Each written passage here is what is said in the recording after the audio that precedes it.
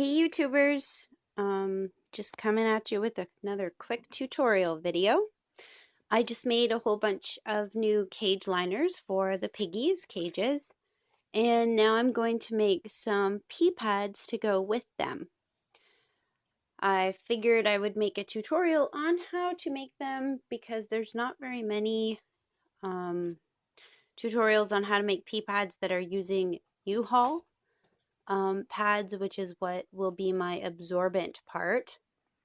The U-Haul pads look like this. They're made out of recycled denim and they are extremely absorbent. Because I've got 6 girls in one cage, I use 2 layers and they work absolutely amazing as absorbent material. You can also use old towels. You can use something called Zorb. It's what's in between cloth diapers to make them absorbent. But I prefer to use the U-Haul. It's a lot cheaper to buy, and I'm a cheapie. So anything that I can do to make my piggies' lives a little easier without spending tons and tons of money, I'm all for it. So let's get on with the tutorial. The materials that you will need are 2 pieces of fleece. These are the ones that I'm using today. You can use basically any type of fleece that you want, but I definitely do suggest that you use 2 layers of fleece along with 2 layers of U-Haul padding. The next items that you will need is something to measure out your fleece. You're also going to need something to mark your measurements on your fleece. I've got a marker and I also have some chalk. You'll need some pins to to pin everything together, and I like to pin it and then cut it. It just gives me a straighter cut. So because I'm definitely not, I can't eyeball it. It turns out crooked every single time I try. Now you can sew these by hand, but it will take a very, very long time to do so. I've tried. It took me about 4 hours to do one 20-inch by 10-inch pad because you have to quilt it afterwards, but I'll show you how to do that. I use a sewing machine. It takes me about 15 minutes from start to finish to do everything. So all of the measuring, the cutting, the pinning, and then the sewing takes me about 15 minutes to do one pad. So I've got my fleece all laid out. So I'm going to measure everything, pin everything, and cut it, and then I will be back to show you what it looks like when I'm done. Okay, so I'm back, and as you can see, I've cut out my pea pad, and it's all nicely pinned.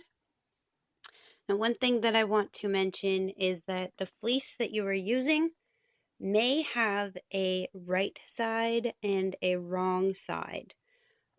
As an example, this Canada print that I'm using has a right side, which we're looking at right now, and it also has a wrong side. Which, as you can see, where it says Canada, it's now backwards. So you have to make sure that if it has a right side and a wrong side, that you pin it together properly. So the proper way to put a pea pad together is the U-Haul on the bottom. Okay. Your fleece that you want for the bottom or the top has to go on top of the U-Haul, right side facing up. And then the one that you put on top has to be right side facing down. So if this were reversed, this is the right side, right? And this is the wrong side. So if I were making it in the opposite way, I would have put this one, how you can see it, facing the other fleece. So this one doesn't have a right or a wrong side. So I've just put it on top of this one. Now I'm going to sew everything, but I'm going to leave about 2.5 inches up here so that I can flip it inside out. The seam, I'm just going to be doing a straight stitch, but I'm going to do it as close to the edge as possible because I don't like a lot of bulk and I don't like to trim a lot. So I try to go as close as possible, probably about half an inch inseam. So when you're measuring, if you want a 10 by 10 pea pad, you have to make sure that you add at least an inch for your seam. So instead of cutting out and sewing a 10 by 10, you would cut out and sew an 11 by 11 inch. And that way, when you have your finished product, it would be 10 by 10 inches. So I'm going to get sewing this now, and when I'm done, I will show you what it looks like. Okay, so I have sewed all the way around, leaving that gap to turn it inside out.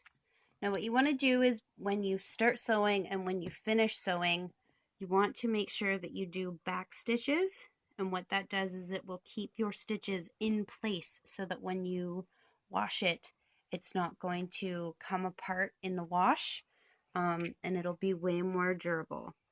So I'm just now taking all of my pins out and I'm getting ready to turn it inside out. Now I'm going to need 2 hands for that, and I'm doing this video on my cell phone, guys, so what I'll do is I will pause it, and when I have it turned inside out, I will be back.